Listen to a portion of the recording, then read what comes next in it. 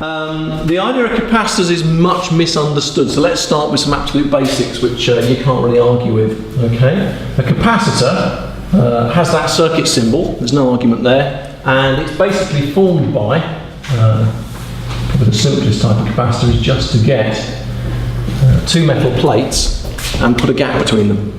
Alright? In definition, a capacitor is any pair of conductors separated by an insulator. So if I get two plates of metal and I put them with an air gap like that, that would be a capacitor. Not a very good one, but it would be a capacitor. You could put it into a circuit and it would behave like a capacitor. Okay? So a capacitor is a pair of conductors separated by an insulator. Alright? The easiest one to think about, two metal plates separated by air. Okay? Now, the reason for having a capacitor is its ability to store electrical energy. Okay? Seems to have eluded your textbook writers. Capacitors store electrical energy. Unlike a battery which stores its energy as chemical energy, all right?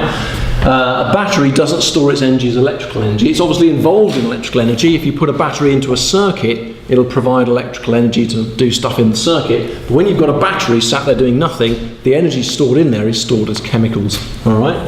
Capacitors store their energy electrically, okay? Which is actually quite unusual if you think about it. Even a rechargeable battery, you put electricity in, don't you, to charge it up, and you let the electricity out, the energy out as electricity, but when the energy is actually stored in the rechargeable battery, it's still stored chemically, isn't it? If you think about it. So capacitors are a store of electrical energy. The thing they don't do is they don't store charge. Okay? This is a very, very, very common misunderstanding of capacitors, is that they store electrical charge. Now A, there's no point in really doing that. It doesn't make sense. It's not actually really possible if you think about it. I mean, think of a battery when it's fully charged up and a battery when it's flat, which has got more electrons. Both the same. Both the same. A battery that's charged up, a rechargeable battery that's charged up, has got more electrons in it. It's just nonsense, isn't it? Storing charge just doesn't make sense, all right? But it is a very common phrase. You will find it all over your textbook. A couple of years ago, we found it in one of the exam questions, all right? Very important you understand that capacitors don't store electrical charge. If you think they do, and this is the common misunderstanding of capacitors, the capacitor is like a little bucket, and you can store charge in it. And it kind of works, because if you put electrical current into a capacitor, it will get what we call charged up. We talk about this just like you do with a rechargeable battery. You can talk about a capacitor being charged up, and then when we want to let the electricity, want to lose that electrical energy, we refer to it being discharged, all right? But both of these are technically wrong, all right? But it's very much the way that you talk about capacitors. You talk about them storing charge, you talk about them being charged up, you talk about them being discharged. Be aware, although I'm sure I'll drop into those words as well, they're all wrong, all right? A capacitor with nothing happening to it, a capacitor that's completely packed with electrical energy, one that's half empty, have all got exactly the same number of electrons, okay? We'll see in a moment what they do, but in fact I think I'll leave you with that question. They do something with charge, but they don't store it. They store electrical energy, but they don't store charge. I'll leave you to think about what word goes in there. Okay? Perhaps after we've had a look at how a capacitor works, see if you can tell me what they do with charge. They don't store it. It's another word beginning with S. Now, the best thing to do, I think, is to just think about what a capacitor does in a circuit. It's really quite simple. So, can I suggest you take about half a page? Don't draw this diagram too small, because we're going to add bits onto it. Let's take a battery and connect it to a capacitor, okay? And let's see what's going to happen, all right? Now, a capacitor, as we said, two conductors separated by an insulator. We can put an ammeter in just for fun. In fact, we can put two in. So draw this circuit with me. You don't have this circuit in your textbook for some bizarre reason. This diagram does not appear. So I know copying notes is a bit of a chore, but it's worth doing. This isn't in your textbook, and it was an exam question a few years ago. They drew this circuit and asked you to describe what happens to the charge of the circuit. Okay. So there's a battery with energy stored in it chemically, connected to two metal plates. I mean, again, when I draw the capacitor, it's quite a good circuit symbol. It is just a pair of metal plates with a gap in between, with air in between, if you like. Now, here's a question. If I took this to year 7, if I showed this to year 7 and said, what's going to happen in this circuit? Cast your minds back to the happy days when you were in year 7, when life was free of care and exams and things. What would you have said would happen? What reading would you predict for the ammeters with that circuit, George? 0, because it's not a complete circuit. Yeah, simple as that. It's not going to work, it's not a complete circuit. All right. Now, in one tiny sense, like most things year 7 say, in one tiny sense, they are actually correct. There is a gap in the circuit. I don't know if you spotted that. This is not a complete circuit. Now, I know you were told when you were tiny in year 7, if the circuit's not complete, the current won't flow. Like most things you were told in year 7, it's not entirely true. Okay? But it's a fair point. There is no complete circuit. There's a gap in the middle, an insulator, 3 feet of air or something. There's a great big gap in the circuit. Okay? Now, what that means is that the current won't flow for very long. Okay? You won't get a continuous flow of electricity in this circuit, and very importantly, you won't get any electrical charge. Obviously, that's the electrons in the circuit. They're the only charge that can move. Very importantly, there's no electricity flowing across the capacitor. Year 7 are right. There's a gap in the circuit. No electricity flows through the capacitor. All right? However, that doesn't quite mean there's no activity at all. Go up to the battery. Batteries, as you know, have a plus end and a minus end, and they're famous for it. In fact, that's the only real job of a battery. If you plonk it into a circuit, no matter what happens, no matter what flows in or out, it keeps one end plus or the other end minus as long as it can until it's run out of electrical energy. Yeah. What's a flat battery run out of? Energy. Has it got fewer electrons than a new battery? No. All right. See how easy it is, though. You just drop into the words we use when we talk about things like batteries and capacitors. We talk about charging and discharging. You've got to be very careful. Charging and discharging, which is the title of a heading in most textbooks, isn't right. Okay. When you charge a capacitor, you're not adding charge to it, and when you discharge it, you're not taking charge away from it. Okay. Anyway, here's the battery, plus and minus. Let's imagine you were that electron. Now, earlier on today, there was no battery in the circuit, so you just sat there in your wire with all the other copper atoms around you, minding your own business. No reason to do anything. I come along and set this circuit up. Year 7 warned me it isn't going to work because there's a gap in it, and they're kind of right. I'm certainly not going to travel through the capacitor. Year 7 are right in that regard. If you were this electron, what do you think would happen now? Again, remember you're nearly in year 13, so stand back from it, forget all the stuff you were taught lower down the school. You're an electron, this is a conductor, that's plus, that's minus. What's going to happen? What are you going to do? Are you going to want to move, and if so, where? Electrons are negatively charged, as you know.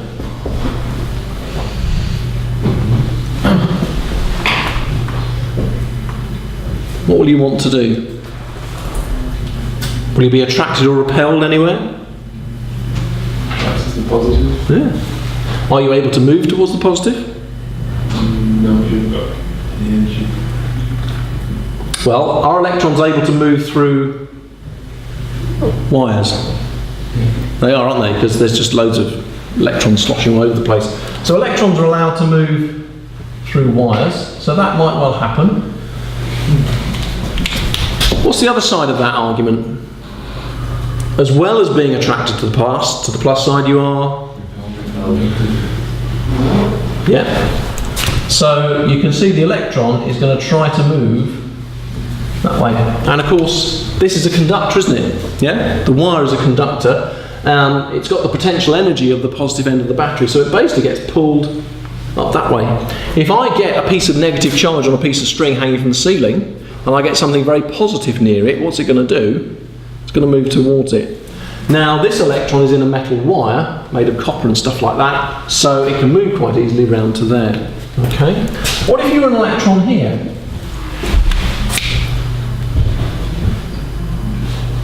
What would happen to you? Where would you try to move and why? Move towards the positive, away from it. Away from the negative. You'd be repelled from the negative, wouldn't you? Electrons are negative, as we know, so you'd be repelled like that. Okay? This electron's a good one to think about. You're going to be repelled, repelled, repelled until you get to here.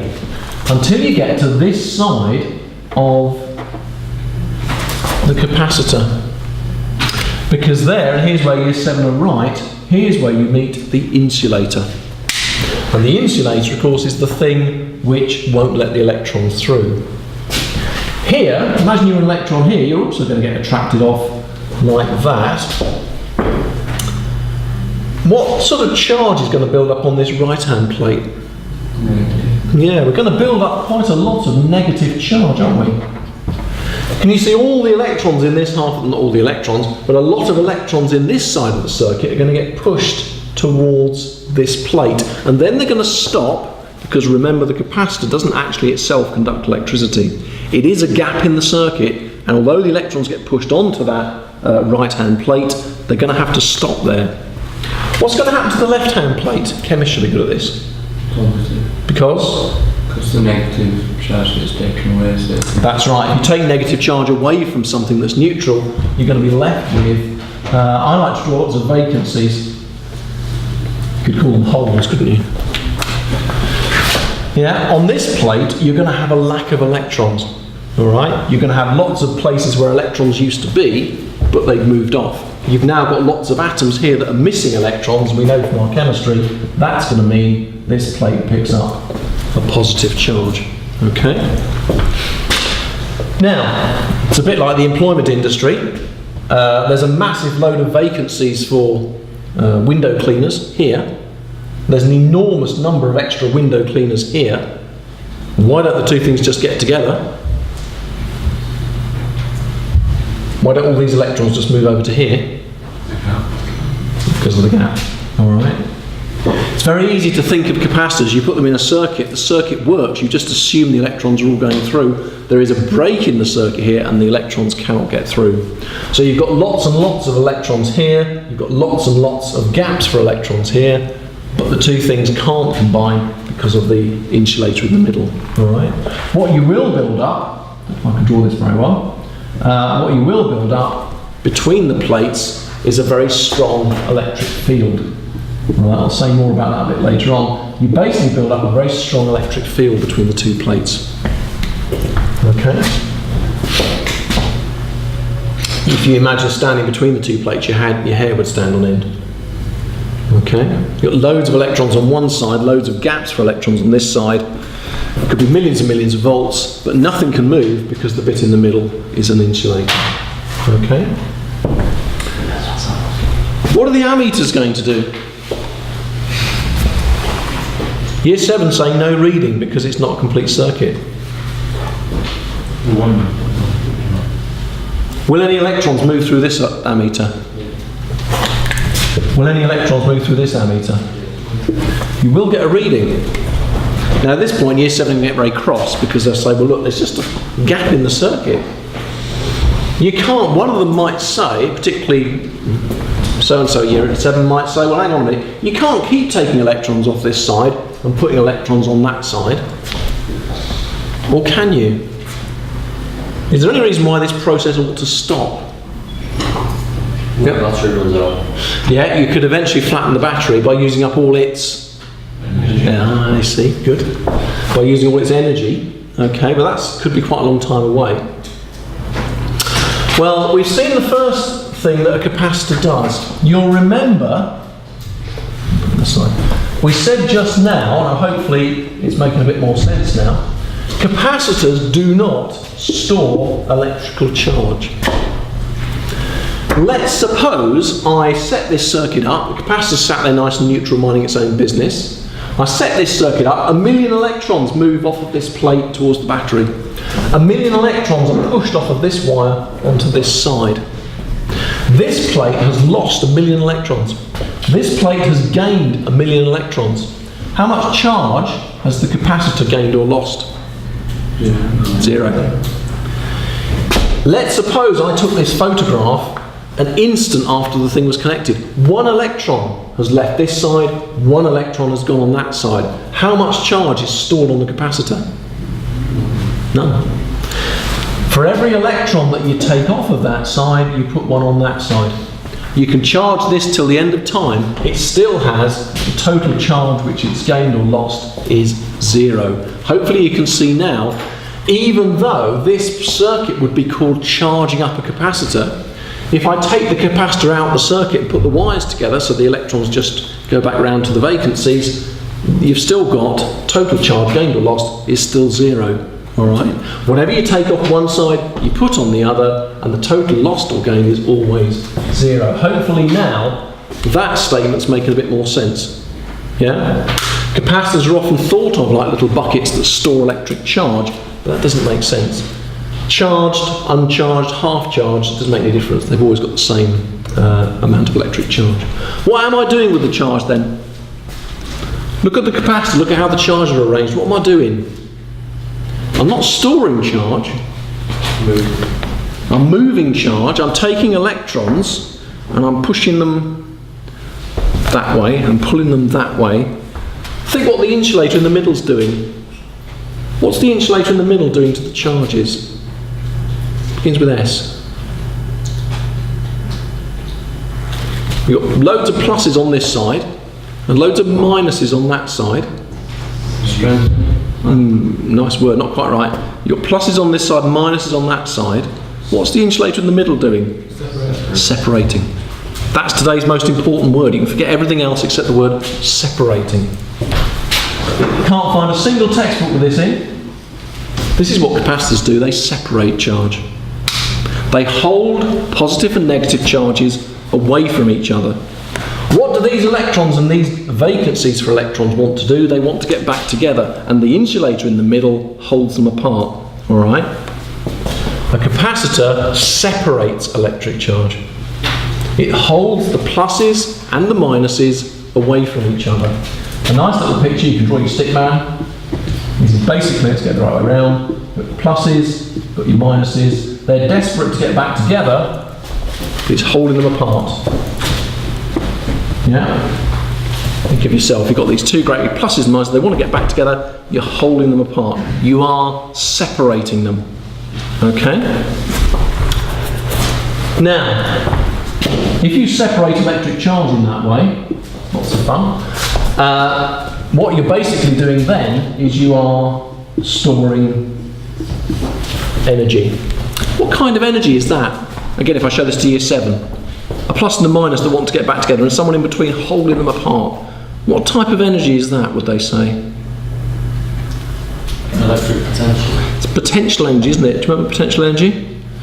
It's a bit like me holding this, aren't I? That wants to be down there, but I'm holding it away. Yeah? That's a form of potential energy. So what you're doing in a capacitor is storing basically a form of potential energy. The energetics of a capacitor is the same as me doing this. All right? There's a field, in this case a gravitational field, that wants to bring the table and the pen back together. Okay? They want to do that. But what I'm doing is I'm holding it apart. All right? And again, if I showed you this in year 10 and said what type of energy is that, you would say that's potential energy. Okay? Now, today's, in one way, only a new bit of physics really. If you store energy, if you store potential energy using electric charge, now this is to see, put that one in here. People who revise module 1 again. Think what a capacitor does, let's remind ourselves. It separates charge, the most important word of the day. And in so doing, by separating electric charge, you are storing electrical energy. Okay? If you store electrical energy using electric charges, Electrical energy per unit charge. Anybody revise module 1 like to remind us, you've seen this quantity before. The amount of energy, obviously potential energy, stored on an electric charge. What do you more commonly know that as? Think about the units. This would have units of? Which is a? Is a?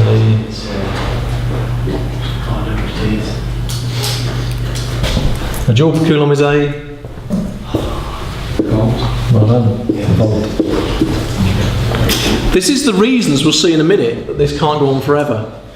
If you separate two electric charges, the plus where the electron used to live and the electron itself, you hold them apart like that, you are storing, just like me holding the pen above the table, or two magnets I suppose trying to get together and you get between them and hold them apart, you're storing potential energy. If you do that with an electric charge, that's what we call voltage.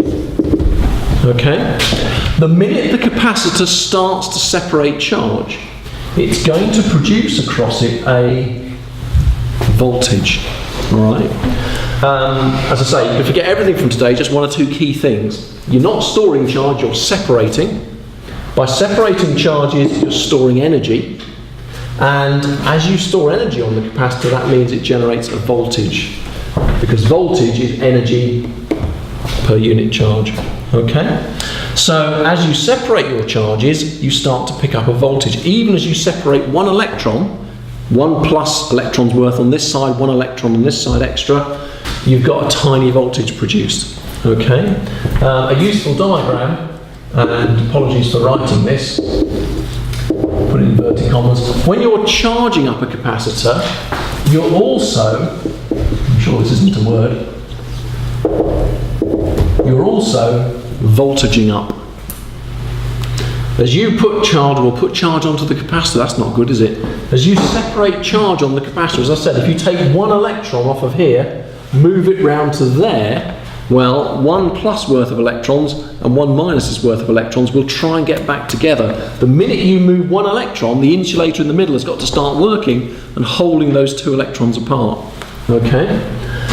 If you do that, you produce the voltage. The minute there's one electron separated, someone's got to hold that electron apart from its positive gap on the other side. As soon as you do that, you've produced a voltage. When you charge up a capacitor, you are voltaging it up. All right. When we get to questions that say, what's the voltage here, what's the charge there, one thing you can hang on to is the fact that whatever the charge does on the capacitor, the voltage does exactly the same thing. All right. When it's got maximum charge, it's got maximum voltage. It's got half the charge, half the voltage, and so on. George? I was just going to ask if the voltage is always the same or if it changes with what you just answered. Depends on the amount of charge. Yeah. If it's fully charged up, it's got the maximum level of voltage. Let's just have a look at this voltage. Which way round is it? That side's plus, isn't it? That side's minus. Is it helping the battery or working against it? Think about when you put two batteries into a torch. It's working against it. It's working against it, isn't it?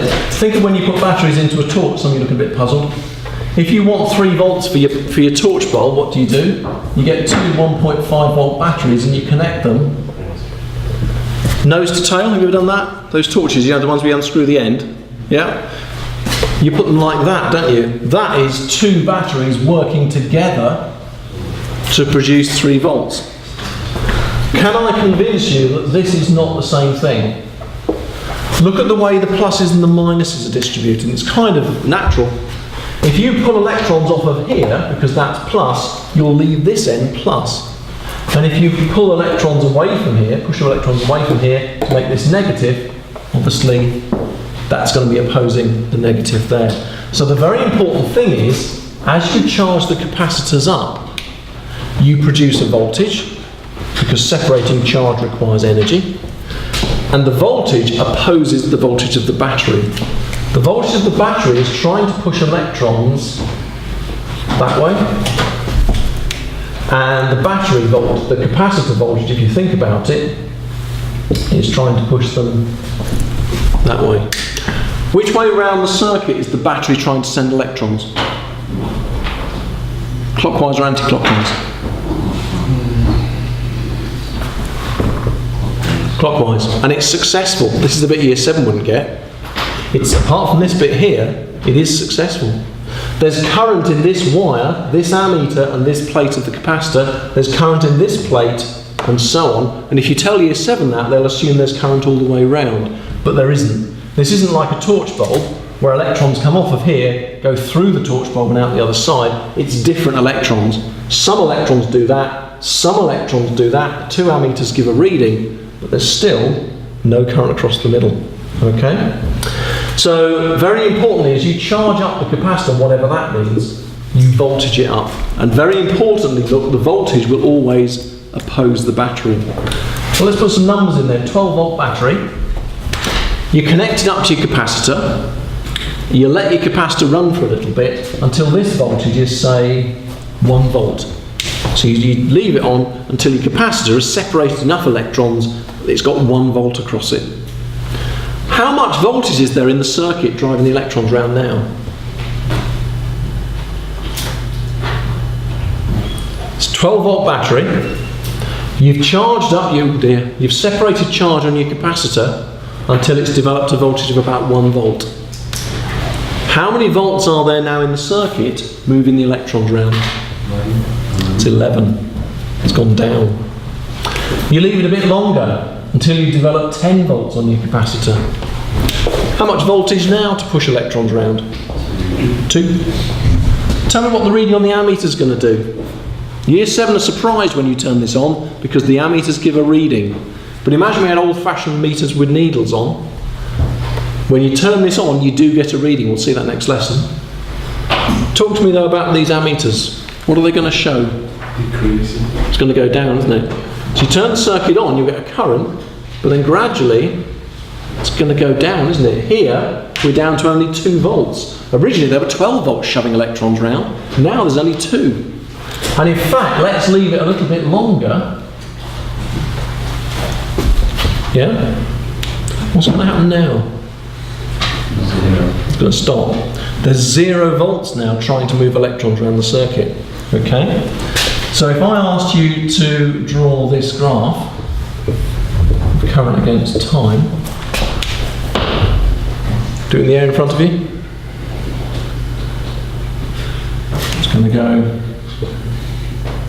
down like that, isn't it? Yeah? You're basically going to get, you will get a current. That's the bit that surprises year 7.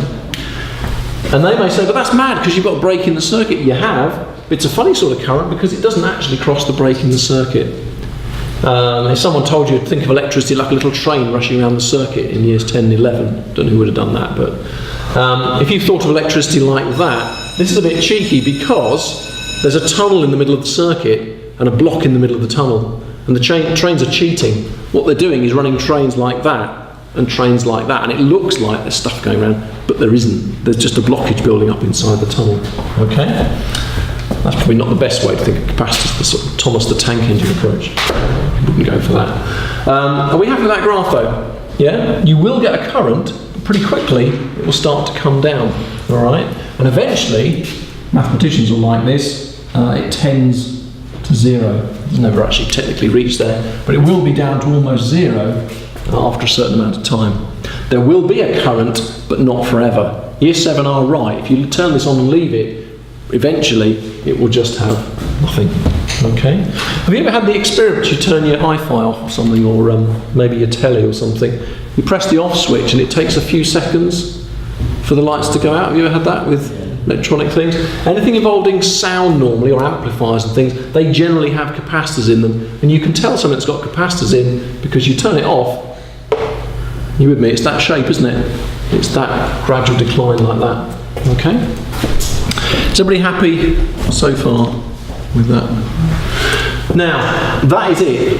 That's all you need to know about capacitors. Capacitors are a shockingly difficult topic. Nationally, it's done extremely badly. If you can get marks on capacitor questions, they will help your grade enormously because everybody absolutely hates them. One of the reasons is most of what's in the textbooks is just very misleading. Hopefully I'm boring you now. storing charge. It's in the textbook and it's just wrong. You are separating charge. If you want a mental picture of a capacitor, a better one would be something like this. This is my mental picture of a capacitor. Can you imagine a spring? Yeah? Imagine a spring with the plus and the minus, and the spring is sort of holding the plus and minus apart. Actually, it won't do that, will it? It'll try and squash the spring, won't it? Can you imagine the plus and the minus, but there's a spring in the middle? And the more plus and the minus you build up on either end of the spring, what's going to happen? You're going to squash the spring more. Yeah? Are you storing charge? That's just nonsense. I'm separating charge. I'm holding charge separate. As I separate more charge, so the plus and the minus gets bigger and bigger, what am I storing more of in the spring? Energy. And energy in electric charge is called voltage. Alright? The minute I have just one electron's worth of charge either side, it will squash the spring slightly, and that's a voltage. The minute you've got some energy stored in the system, that's called a voltage. Alright? Just 3 or 4 key ideas, badly understood by textbook writers, and it would appear your chief examiner as well. But basically, that's what capacitors do. They separate charge. Think of the person holding the plus and the minus apart, or a spring or something. And as they separate charge, they store potential energy. Okay? What that means is, final bit before I lose this board, voltaging up. Because you're storing energy and you're a piece of charge, that's what we call voltage. You will remember that the volt is a joule per coulomb. Every bit of charge that stores some energy, that's called a voltage. And notice the voltage opposes the battery. So what it's going to do, there will be a current, but year 7 are right, eventually it will tail off. Okay? That's why capacitors are often used when you want delays in circuits. Those who've done electronics will know capacitors are useful for introducing a delay into a circuit or something. Okay?